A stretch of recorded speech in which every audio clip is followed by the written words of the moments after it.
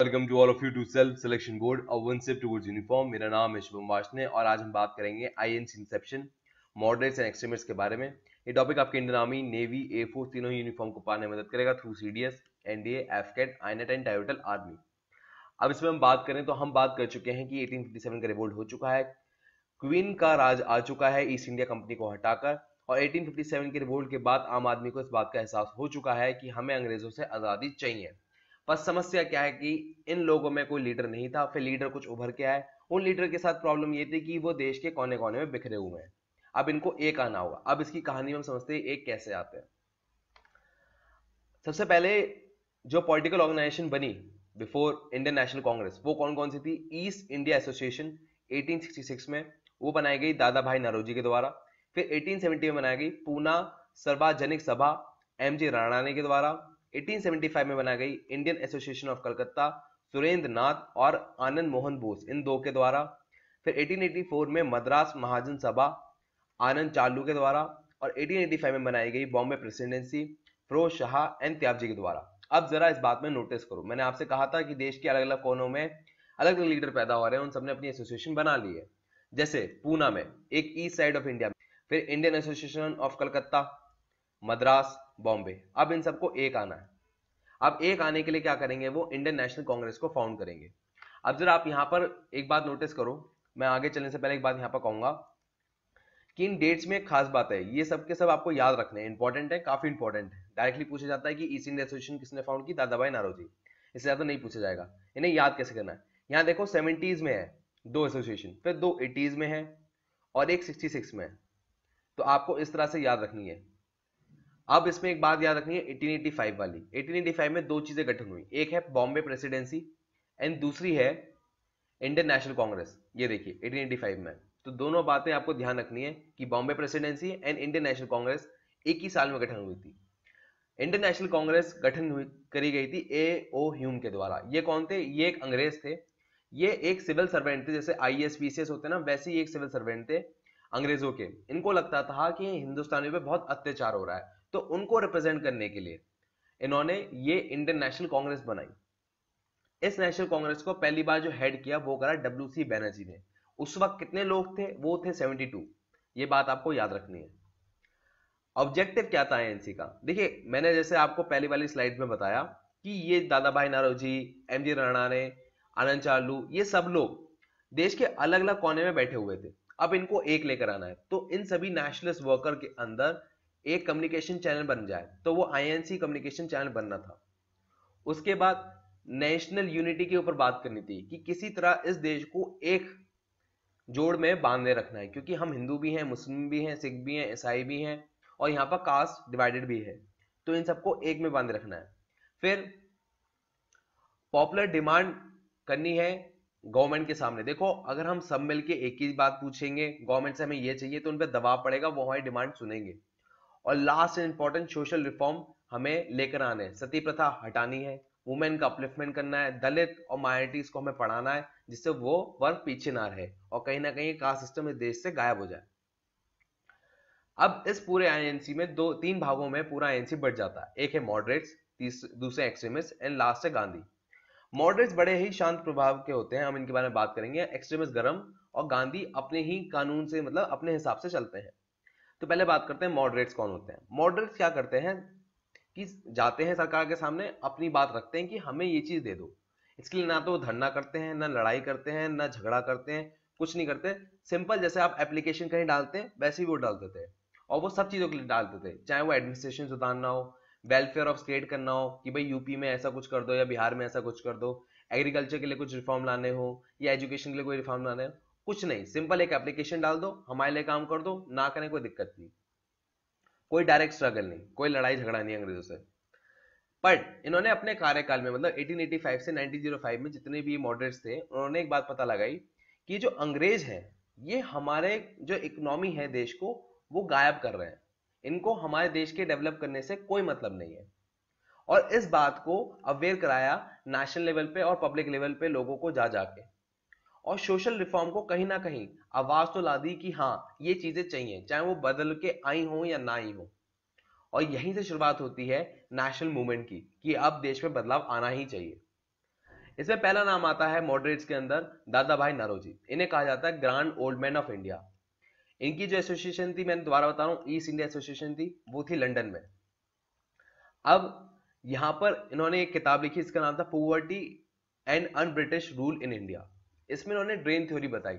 Drain theory क्या कहती है कि जो ब्रिटेन है वो क्या कर रहा है, इंडिया को एक सोने की चिड़िया की तरह समझ रहा है और वहां से एक एक पंख निकाल रहा है वो सोने की चिड़िया के।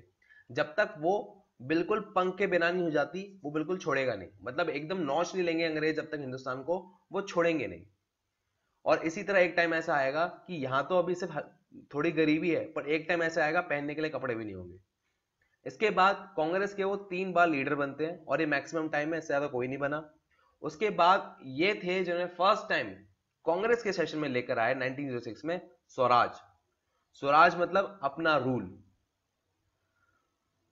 इसके बाद आते हैं गोपाल कृष्णा गोखले। गोपाल कृष्णा गोखले एक पॉलिटिकल गुरु रहे हैं गांधी जी के लिए भी और जिन्ना के लिए भी। दोनों ही बहुत कंट्रोवर्शियल फिगर है, गांधी जी एंड जिन्ना। तो यहां पर आपको याद रखना है कि किसके गुरु हैं वो, गांधी जी और जिन्ना के गुरु कौन है, वो है गोपाल कृष्णा गोखले। यहां तक आपको बात समझ में आ गई। इसके बाद आते हैं, इन्होंने एक सोसाइटी फाउंड की थी जिसका नाम था सर्वेंट ऑफ इंडियन सोसाइटी। 1905 में ये प्रेसिडेंट बनते हैं बनारस सेशन के, आईएनसी के, इंडियन नेशनल कांग्रेस के। और अपने ही काल में जब वो जिंदा थे तो उन्होंने जो वेस्ट बंगाल है और जो बांग्लादेश है उनके बीच में जो पार्टीशन हुआ है आज जो हम देखते हैं, उसको उन्होंने रोकने की बहुत कोशिश की थी। और इनकी बहुत बड़ी राइवल थी बाल गंगाधर तिलक से, क्योंकि दोनों ही बहुत अपोजिट थे। बाल गंगाधर तिलक एक एक्सट्रीमिस्ट थे और गोपाल कृष्णा एक मॉडरेट, एक शांत स्वभाव के। यहां से हम आगे चलें तो एक बहुत ही प्रोमिनेंट नाम आता है, ये है कादम्बिनी गांगुली। सौरव गांगुली की समझ लो एंसेस्टर थे ये, डायरेक्ट रिलेशन नहीं बोल रहा हूँ, याद करने के लिए बोल रहा हूँ। सौरव गांगुली के मान लो आप एंसेस्टर थे। 1890 में फर्स्ट वुमेन बनी जिसने कांग्रेस सेशन को हेड किया, इसलिए इंपॉर्टेंट हो जाती है। बट ये सब लोग फेल हो गए, जितने भी मॉडरेट्स थे वो सबके सब फेल हो गए। ये जो लोग थे आम आदमी तक नहीं पहुंच पाए। ये एजुकेट लोगों का एक एलाइट क्लास था, जिसमें खाली ऐसा हुआ करता था कि मान लो एक क्लब है, जैसे आपने लॉयंस क्लब सुना होगा या डिफरेंट टाइप के क्लब्स होते हैं, उसमें आते हैं, एक हाथ में ग्लास रखते हैं, बात करते हैं, अपनी एक छोटी मोटी स्पीच देते हैं और कह के चले जाते हैं। और जिस वजह से कहीं ना कहीं आम इंसान तक नहीं पहुंचे थे। और इस बात से एक्सट्रीमिस्ट लोग जो थे वो बहुत ही ज्यादा डिससेटिस्फाइड थे और कह रहे थे ये तरीका बहुत ही घटिया, इससे कुछ नहीं होगा। तो अब इसमें एक्सट्रीमिस्ट की कहानी पे हम आगे बढ़ते हैं। तो एक्सट्रीमिस्ट में काल जो चला, मतलब एक दौर चला, वो चला 1905 से 1915 तक। ये मैं आपको इसलिए बता रहा हूं जिससे आपको याद रहे कि इस टाइम में कौन कौन आए। मान लो किसी का सेशन पहले उठा के कर दे कांग्रेस का या बाद में कर दें, तो आपके दिमाग में क्लिक रहना चाहिए, एक टाइमलाइन बनी रहनी चाहिए। एक्सट्रीमिस्ट डायरेक्ट कहते थे कि हमें फॉरेन रूल चाहिए ही नहीं। दूसरी बात ये कहते थे कि जो लोग हैं अगर वो एकजुट हो जाए तो वो ताकत है, अगर वो बिखर के रहेंगे तो ताकत नहीं है। तो हमें लोगों को सिर्फ इकट्ठा करना है, यही हमारा काम है। कोई जाके एप्लीकेशन नहीं देनी कि यहां पर बदलाव ला दो, वहां पर बदलाव ला दो। तीसरी बात, ये ओपनली क्रिटिसाइज करते थे गवर्नमेंट को। अगर उन्होंने कुछ गलत किया है तो सीधे किताब लिख डालते थे, स्पीचेस कर देते थे। और इनमें सबसे ज्यादा पॉपुलर थे बाल गंगाधर तिलक। इसलिए गोपाल कृष्ण राय की जो राय थी वो अलग थी इनसे। मैंने आपको भी गोपाल कृष्ण राय बताए थे ना, जो कि जिन्ना और महात्मा गांधी के गुरु थे। आगे चलते हैं। फिर लोकमान्य बाल गंगाधर तिलक को ये नाम लोकमान्य क्यों मिला था, क्योंकि वो लोग जो बाल गंगाधर तिलक थे वो बहुत ही ज्यादा पॉपुलर थे लोगों में। तो लोकमान्य, लोगों में माने जाना हुआ इंसान, तो लोकमान्य बाल गंगाधर तिलक। इसके बाद इन्होंने एक बात कही थी कि Swaraj is my birth right and I will have it. मेरा राज्य, हमारा राज्य होना मेरी एक बर्थ राइट है और इसको मैं पाके ही दम लूंगा। इनको कहा जाता है father of Indian unrest for Britishers. इन्होंने ब्रिटिशर्स की नाक में दम कर दिया था, उनको चैन से नहीं बैठने दिया जाता था। तो यहां पर इनका कॉमन नहीं पड़ा, father of Indian unrest for Britishers.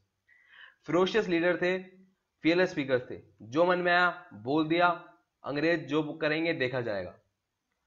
अब इसके बाद ये क्या करते थे कि जैसे आज मौका लगता है ना, जैसे सलमान क्या करता है, ईद पे अपनी मूवी रिलीज कर दी, दिवाली पे रिलीज कर दी, ऐसे ही वो इन फेस्टिवल्स का मौका उठाते थे।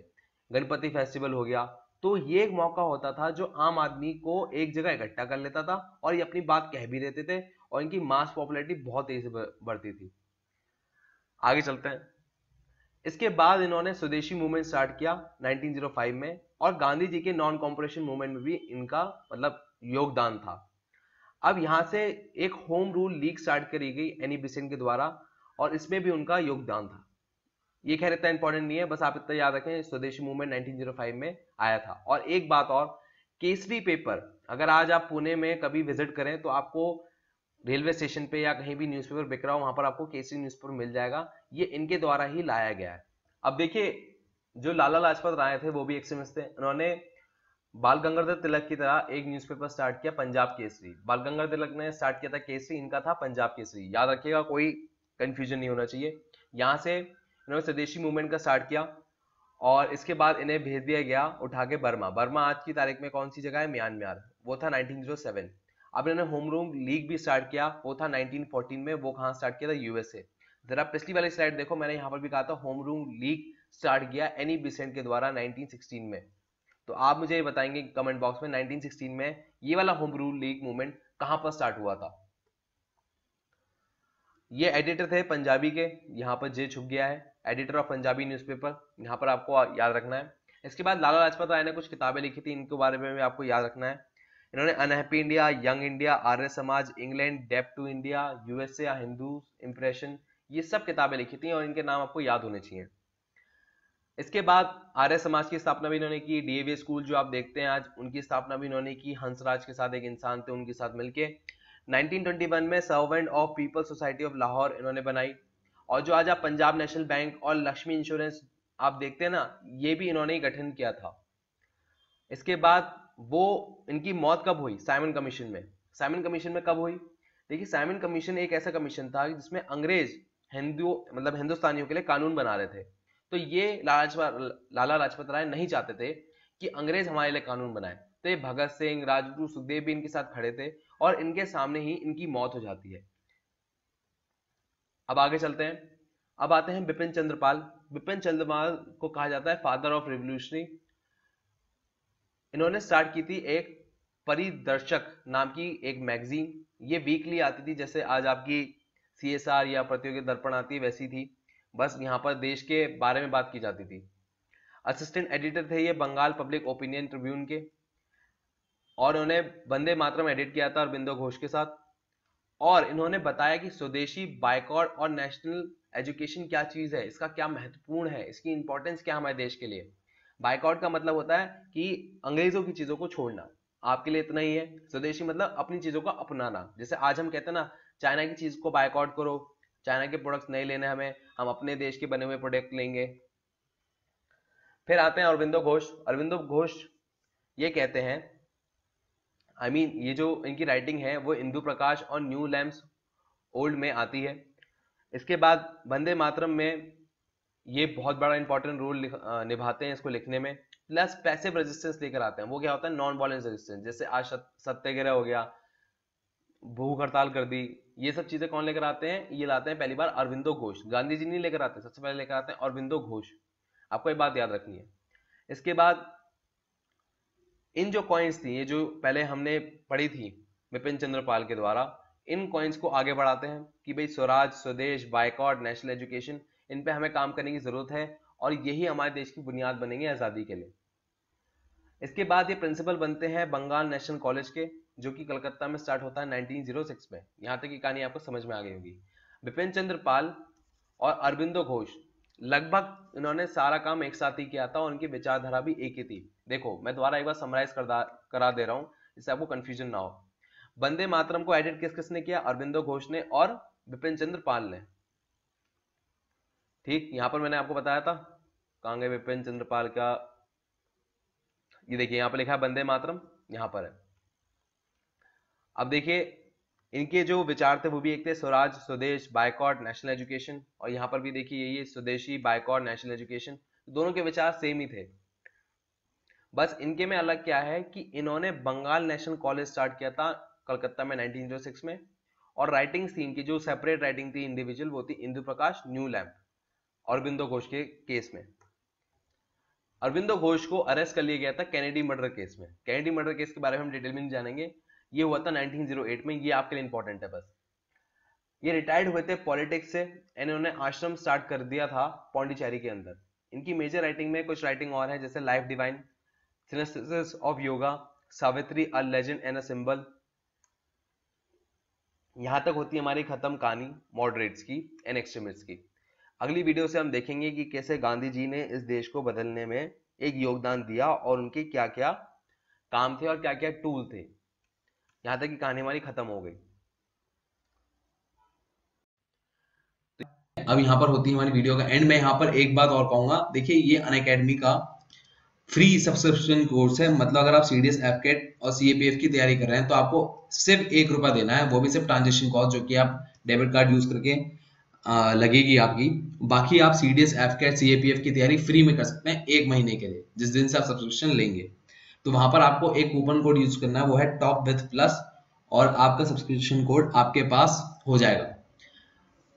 अब इसमें एक बात यह है कि जैसे आप ₹1200 का जब आप जाएंगे तो आपको 1 मंथ का सिलेक्ट करना है। उस 1 मंथ की कॉस्ट होगी 1200। 1200 में जैसे ही आप क्लिक करोगे तो आपके पास एक ऑप्शन आएगा कूपन। कूपन में जाके आपको डालना है टॉप विद प्लस, और ये जो ₹1200 हैं ये कन्वर्ट हो जाएंगे ₹0 में। फिर आपको सिर्फ डेबिट कार्ड से पे करना है, और पे में आपकी सिर्फ ₹1 ट्रांजेक्शन कॉस्ट कटेगी, और आप सीडीएस का प्लस कोर्स ले सकते हैं। कहानी होती है यहाँ पर खत्म। 2 किताबें हैं, इनके बारे में तो आप जानते ही हैं, मगर मेरी वीडियो रोज ही देख रहे हैं। इन 2 किताबों का नाम है साइकोलॉजी ऑफ विनिंग, एंड दूसरी किताब का नाम है the awaken yourself within you. कहानी इन दोनों किताब में इस तरह से है कि ये किताब आपको अवेयर कराती है आपकी गलतियों के बारे में, और एक जो सक्सेसफुली इंसान बनने के लिए तैयारी की जरूरत होती है उस बारे में बात करती है। ये किताब लिखी गई थी 1986 में। कहानी शुरू होती है सेल्फ अवेयरनेस से, फिर आपकी सेल्फ एस्टीम की बात करते हैं। कई बार ऐसा होता है कि हम में से कई लोग अपने ऊपर ही कॉन्फिडेंस नहीं रख पाते कि हम कुछ कर सकते हैं, ये उस बारे में बात करता है। फिर सेल्फ कंट्रोल की कई चीजें ऐसी होती हैं, हम पर्सनल इंटरव्यू में अपने आप ही बोलते चले जाते हैं, तो अपना कंट्रोल कैसे रखते हैं, और हार्ड टाइम में मोटिवेट कैसे करते हैं। जैसे एक ओएल की होती है लाइवलीनेस, उसकी बात यहाँ करते जाते हैं। फिर self एक्सपेंटेंसी, self image, self direction, self discipline, and आखिर में सेल्फ प्रोजेक्शन की आपने जो अब ये सब सीखा है इसको प्रोजेक्ट कैसे करना है अपनी रियल लाइफ में, वो बात करते हैं। तो अगर आप इसे नोटिस करें पूरी कहानी को, तो ये फैक्टर 2 को छोड़ के बाकी सब बता देता है आपको। जब डिसिप्लिन की बात करते हैं तो organising ability, power expression, reasoning ability, effective intelligence आ जाता है।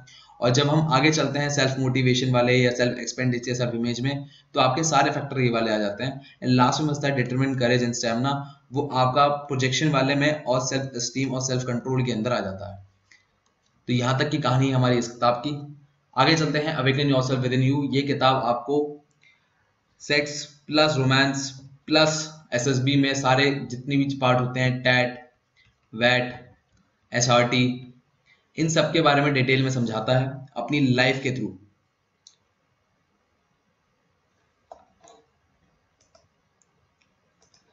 कट। अगली किताब है awaken yourself within you. इस किताब में टैट, वैट, एसआरटी, जीटीओ, पर्सनल इंटरव्यू, इन सब के बारे में डिटेल में समझाता है through his personal life experience. और उसमें ये अपनी love life, sex life plus romance plus adventure, इन सब की बात करता है, जिससे ये किताब बहुत ही ज्यादा इंटरेस्टिंग हो जाती है और इन नॉवल की तरह आप पढ़ सकते हो एक सेटिंग में। ये होता है वीडियो का एंड। मेरे लिए कोई मैसेज होगा तो #वाशने करके मुझे बताइए, और फॉर श्योर मैं आपको रिप्लाई करूंगा। जय हिंद,